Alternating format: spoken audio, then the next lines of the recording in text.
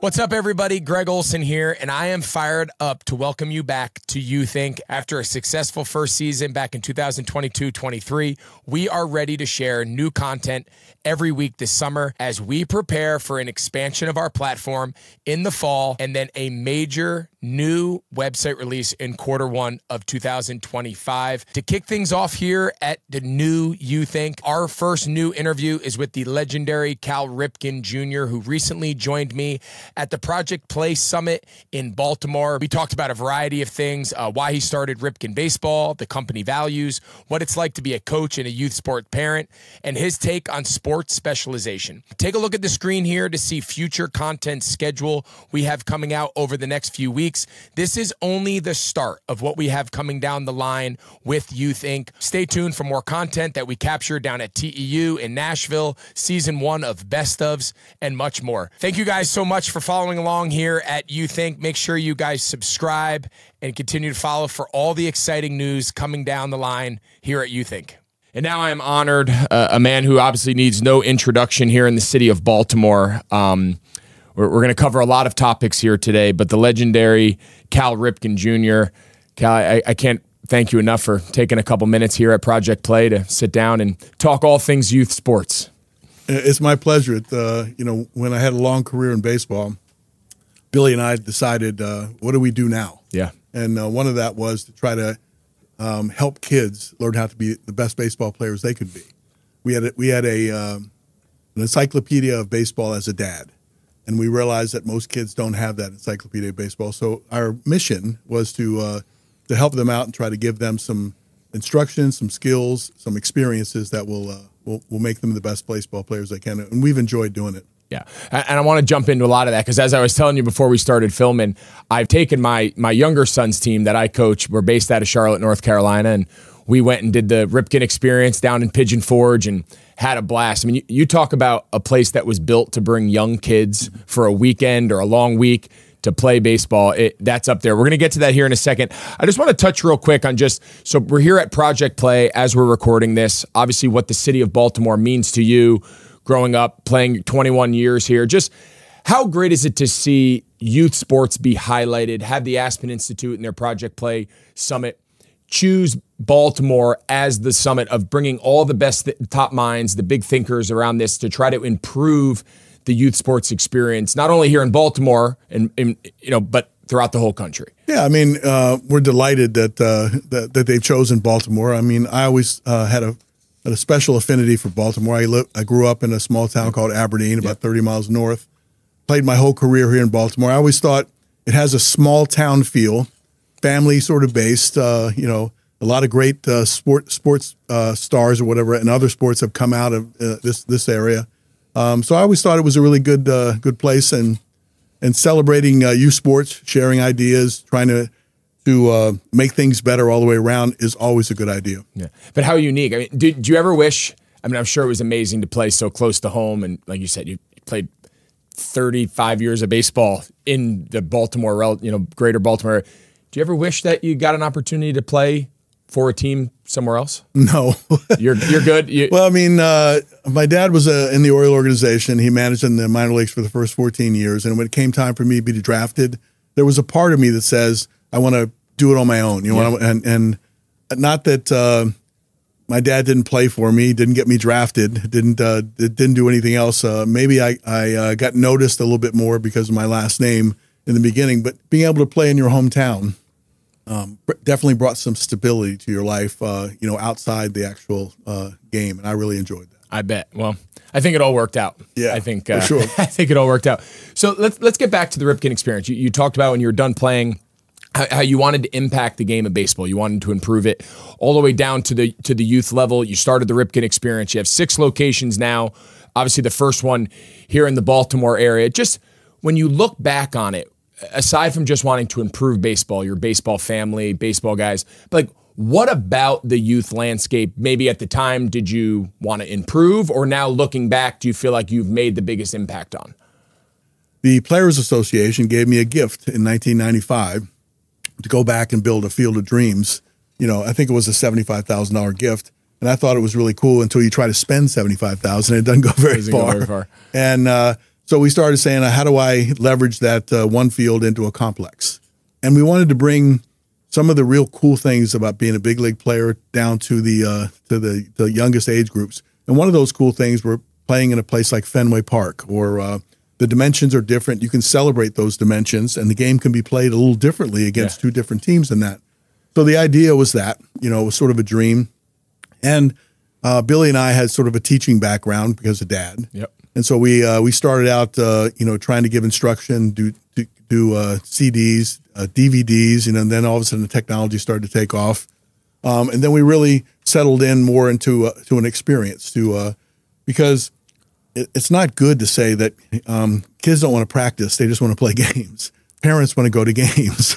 And there is something to be said about that because you become really game savvy. You understand how to perform in clutch because you've been up with the bases loaded a whole bunch of times. But there are times when you need to back off a little bit and say, okay, I didn't make that play in the field on the backhand. Let me work on my backhand for a little while, and then we'll play a game. So, we settled into the experience model, the tournament business, and I went through that whole thing just like you're going through it now, where you travel around. I retired when my kid was 8. My boy was 8. He was playing. So I understand that. And in some ways I kept thinking, this is too much for them. There's too many games. But when you look back on it, as a parent now, that filled a void in your life that was very fulfilling. Oh, it's so true. And it's funny. So you mentioned 8. So that was around the time when I retired, how old my oldest was. And we went through the Cal Ripken trail. So like growing up the kids growing up in North Carolina, they didn't do Little League. We did the Cal Ripken baseball. Sure. So that was like machine pitch. The dad's on the field with that like blue flame machine.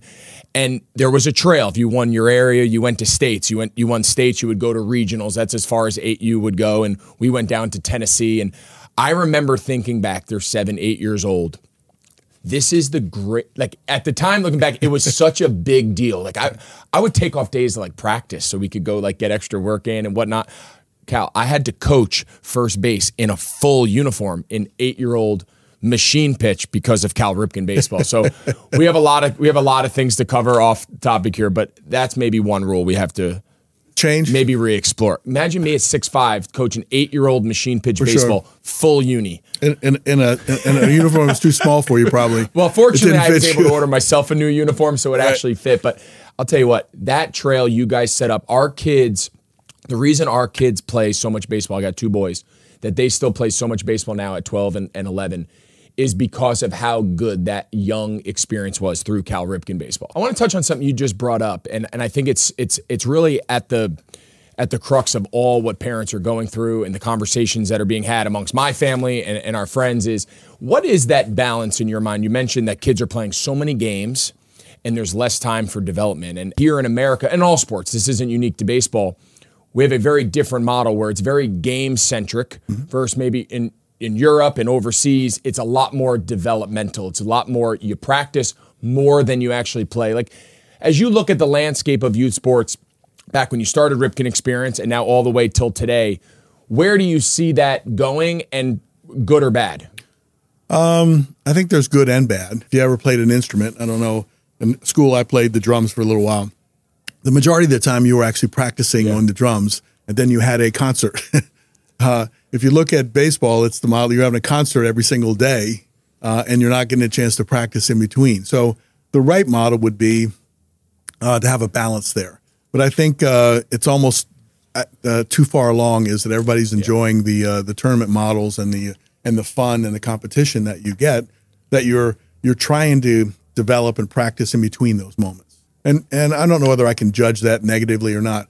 The concern that I have when you do it too much, that there's burnout mentally that happens, and there's burnout physically too. If you're doing the same thing and you're playing all these games, your arm is not really, you need some time during the year where you can rest your arm if you're a pitcher or even a regular player. And so sometimes I worry about that. But the mental burnout is more concerning, because if you have the talent to do it and you're forced to do that all these years, when it comes time for you to go out on your own and try to solve a problem, or when things go bad, you got to dig down deep inside. And usually it's the love of what you do that will help you get through those moments. Now, if you've killed that little seed, if you've killed that love of what you do, and it just seems, like work, then you're not going to be able to call on that when you need it the most. So I'm a little concerned. I'm a big advocate of playing other sports. I think when you develop your athleticism, other sports challenges you in ways that, baseball might not. Yep. I played basketball. I played soccer. Soccer, if you think about it, you don't use your hands, most of the time. Yep. I mean, you throw the ball in, the goalie uses his hands. But you're moving in all different directions, changing your balance, kicking off your right foot and your left foot. And so it's at a higher speed. So you're getting your overall balance and your agility down. And we also ran hills, so you build a lot of stuff. Basketball was this quick movements all the time. Quick jumping, quick moving side to side. I always thought that translated really well, to baseball. So if you're trying to develop the better athlete, you want to encourage them to play more sports. And then there's a time when you have to look at it and say, okay, I'm good at this one, or I really want to put this. But I think that's happening a little earlier, where it's happening more early, where you're starting to specialize in the sport. And then I worry about the burnout, either physically or mentally.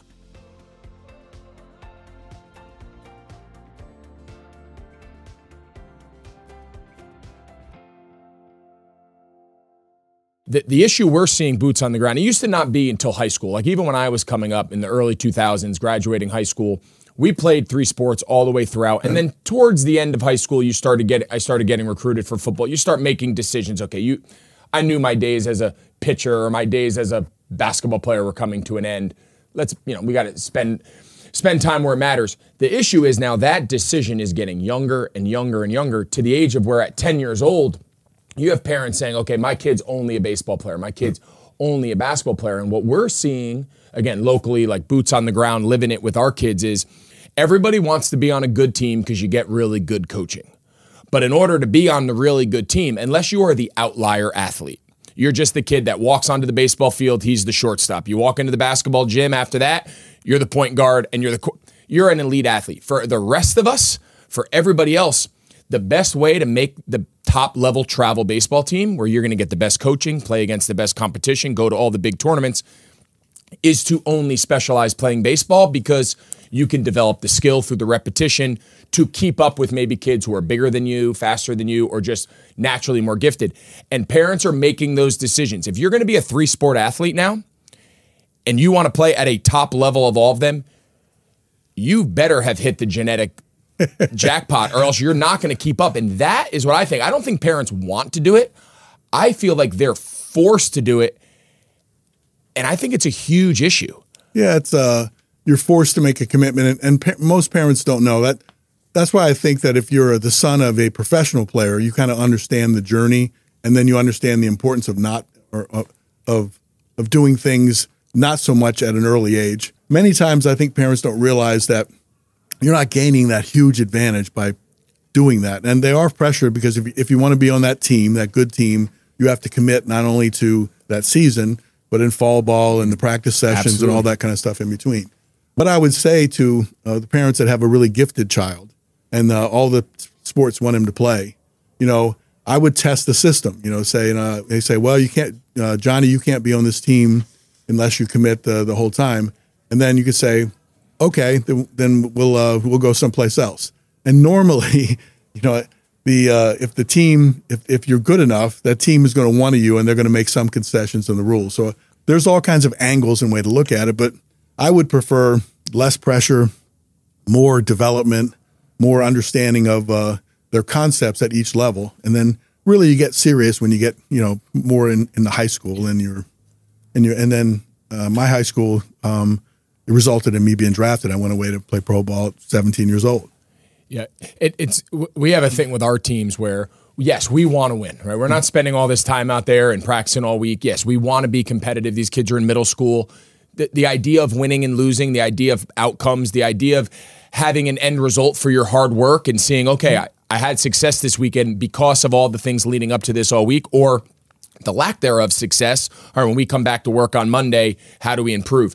But our approach is always, we're going to win as a result of the development, right? And I think something else that we see a ton right now in the youth baseball scene is I can make my team good by just acquiring as many new players every single weekend as humanly possible. And I go and I make the lineup and I roll it out, and these kids are putting on different hats, different uniforms, and I haven't coached them. I've never done a batting session with them. I've never taught them how to play their backhand. I've never taught them how to do first and third defense. I've never taught, but we can win because I just bring them in.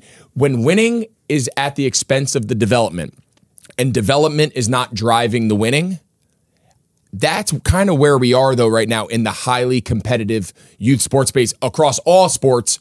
We see it a lot in baseball because we do a ton of baseball. So at the highest level of baseball, if we want to examine this for a minute, talent rules. I mean, absolute talent rules. You could want it so bad, but if you can't throw the ball hard enough or you can't get people out, it doesn't matter how much you want it. So you don't will yourself to win. Talent rules. But the better teams combine that talent with playing as a team. And that's what you're talking about. You're developing team concepts and you're developing the smaller things that will help you win, the tools within the game that you want to teach them that give them a chance to win close ball games. Because it gets harder and harder as you get up because the talent level becomes more even. And you can't overachieve and you can't want it more than the other team so much when you get to the highest level. So those concepts are really good. If you look at my brother Billy and me, Billy played 12 years in the big leagues. I played 21 years in the big leagues. And Billy wasn't as big as I was. He wasn't as strong as I was. He was a different type player. My dad said, that's okay. You be the best that you can be. And so Billy's contribution many times was he had the ability to handle the bat really well. He could hit and run really well. He could move a runner from second to third. He could lay a bunt down at the right time. And he could play all 4 defensive infield positions really, really well. So his value equated his talent. He maximized his talent. He got all the way, and if you look at trying to develop an all-star team and put all people in all the positions, like you said earlier, you just grab the best talent, you would win, but then you wouldn't develop somebody like Billy. My brother Billy developed. You want to make each kid as good as they can be, and we're all different. We all have different skills. Some have power, some have speed, some have the combination of those two. And you need to look at each individual player, how I can develop them. To me, youth sports is all developmental. And there is a winning, because winning's fun. Competition is fun. But if you place way too much emphasis on that, you lose the ability to develop, and you lose sight of why you're playing. Yeah, and winning gets the kids to keep coming back, right? So no one wants to go every weekend and put all this work in and lose, right? So there is that element to it. But again, if winning is a byproduct of the development, I think you're doing it the right way. That's my personal opinion on this. I want to change hands before I let you go, just change gears for one quick second. Something you were obviously well known for with the streak and how long you played was just your competitive spirit. You were on the field. Winning mattered to you. It wasn't just something, how do you teach that? Whether it's as a father, whether it's as just someone who works with youth, someone who's created their own baseball experience. How do you teach that? What would you say to parents? They say, okay, I want my kid to learn hard work. I want my kid to be pushed. I want my kid to be held accountable, but I don't want to burn them out. What is that balance between teaching kids, yes, this is hard. Hard is good. The grind is good. But on the other end, it doesn't become so overboard that you said earlier, it's mental burnout, physically burned out. They get injured. They don't want to play anymore. They want to quit. Like, what would you say in your experience as a dad, as a player, now involved? How have you handled that, good or bad? So I'm thinking a good dose of common sense should be with you at all times. Because when you're talking about a 12-year-old kid, physically they don't have. If you're teaching them like they're a high school team and you're expecting them to stay out there for 2 hours or 2.5 hours or take so many swings or run the bases or you're penalizing them, for not playing well. If you're doing those kind of things, some of those techniques are reserved for like much older when you're trying to motivate a team. I just think a good dose of common sense and have the big picture in mind.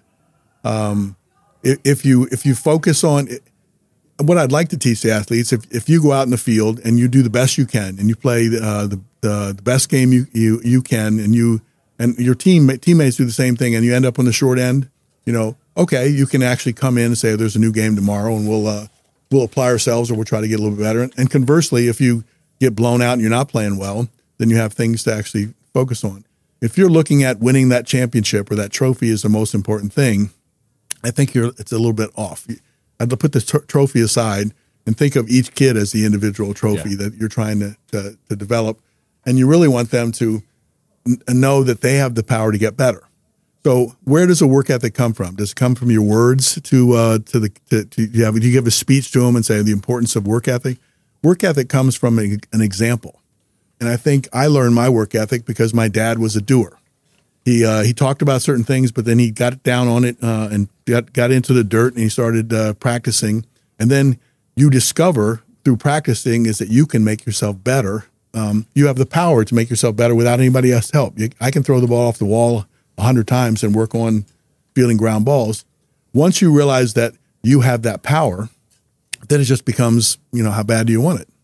If I can get better by practice, then I practice more, and then have better results in the game. Love it.